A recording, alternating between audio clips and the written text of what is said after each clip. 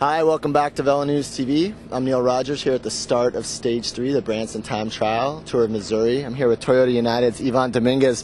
Ivan, you started the day yesterday in the yellow jersey. Obviously the break went up the road. Toyota wasn't represented. I know the gap was 30 seconds for 20 kilometers before it finally went away. I know Toyota United took a little bit of heat from some people that didn't want to see the break so big and have the race decided, but obviously there's two sides to every story, so we want to hear the Toyota United side of the way the events went down. Right. Yesterday when the break went away, I started calling the guys to the front, like Harm. He also was telling everybody to go to the front and start chasing right away because they were only like 30 seconds ahead of us. So I put all my guys and start going. They were sitting in the front for like 15, 20K. And the gap is still like 30 seconds, and no one came around to give any help. And at one point the gap started getting bigger, and I was losing guys. So my guys, they were getting tired. For me, I was not going to have the guys sitting in the front for 200K because I'm going to need my guys not today, but tomorrow and maybe the next day. We'll see. These are the same guys that worked for you the day before when you won the stage as well. Right, yeah, the same guys were for me the day before, and everybody was so happy about it. Yeah, it's the same guys I'm going to need in the next few days. So what happened with that, Chris and few guys went back, asked for some help from different teams, and no one came around. And I understand there's a few teams here in the U.S., they prefer to see us losing the race and then winning the race, like giving the race away. But, I'm a sprinter. Yeah, I got the jersey the first day. I'm a sprinter. I'm the guy supposed to be in first place in the last 200 meters. I'm not a TT guy. Yeah, I might win yesterday if we bring the break back. But today I was going to be in trouble again. So for me, it was like, you know what, boys? I don't want you to get tired because I'm going to need you in the next few days. So stop and see what happened. And when the gap was like around 11 minutes or 30 minutes, people start coming and asking me, hey, why you don't put some guys in? Like, now? Who's going to bring those guys back now? Those guys they're doing like 55K, and George is still asking, hey, we need to go faster. So it's going to be hard for us. So we decided not to put anybody, and that's when we start getting all the pressure from everybody and start talking. We're not supposed to race like that. We're supposed to defend the jersey. But everything go back. I'm a sprinter. I'm not a GC guy. I'm the guy supposed to win. If you want a team to defend the jersey in the second day all the way to the last day, don't put a regular stage in the first day. Make a prologue or make a time trial or something like that, so you can have some kind of competition like that. So I knew it was going to happen. When you make that kind of stage that long, always you're going to have a break. What happens last year in the Tour de France with Pereiro and the other guys? Yeah, they got 30 seconds, and the guy finished second in the Tour. It's going to happen. We knew it was going to happen. So, yeah.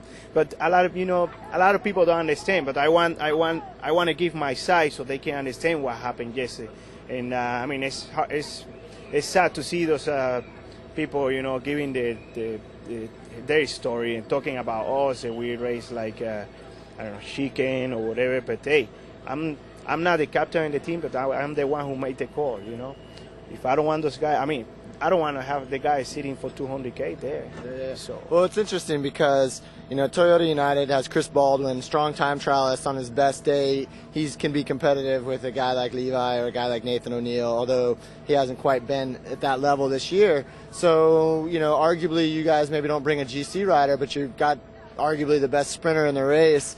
And 4 teams missed the break. Right. DFL Cycling News, Tecos, the national team, and Toyota United. And yet, because you had the jersey, all the maybe the pressure or the disappointment of such a large gap deciding the GC kind of fell on Toyota United. Yeah, I guess it was like that. Like I say, a lot of people were talking about it. And, of course, I want to keep the jersey the many days I can. But we have to be realistic, man. I am a sprinter.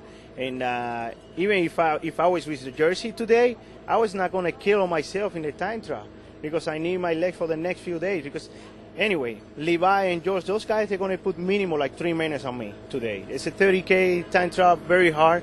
So, just after I saw that kind of stuff happen, I was like very disappointed the way they handled it, and they start calling people and start asking for, we need to do this, we need to put some pressure, and we need to put the show. And if you want to make a good show, don't make the stage alone in September or whatever months we are in.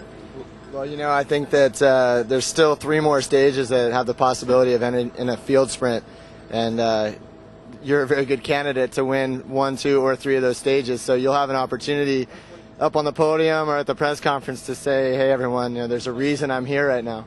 Yeah, I hope happens that way. You know, I'm going to try to win 1 more stage or a few more if I can.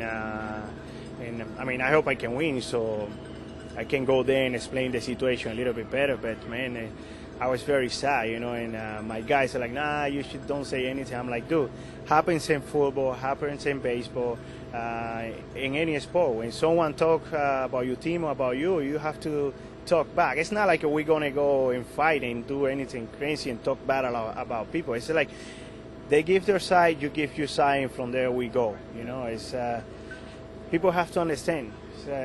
I mean, I'm right now. I'm very disappointed the way they start talking. And plus, after the race, no one came to me and asked me anything yesterday. I was for 30 minutes, 40 minutes there here in the RV, and no one came to ask our sides. You know, if they come here before they start putting all the stuff in the internet, it's going to be a different story. I have so many calls this morning from my friends say, what does people want? You know, you're not a GC guy. Yeah, if we have another flat stage today and no time trial, maybe it's a different story. But it's like I said, no one came to help us when we were like 30 seconds behind those guys for like 20K. No one. I got Levi, he came to me and I'm like, he came to me and said, "I understand what you're doing, but what's going on with the other teams? They don't have the best ride in the break." And I'm like, "Dude, I don't know. It's been like that since the beginning of the year. They prefer to see me losing the race than winning the race." So, and I won't say any name, but I'm pretty sure any team name, but I'm pretty sure a lot of people know about what kind of team I'm talking about. So. Yeah, sure. There were definitely some surprises yesterday where a couple teams, their best GC rider was in the field and watched their chances of a GC podium go up the road. Well, Yvonne, thanks for the time, and we'll look forward to seeing you after one of these field sprints and do some podium time. Thanks. Yeah, sure, man. All right, thanks.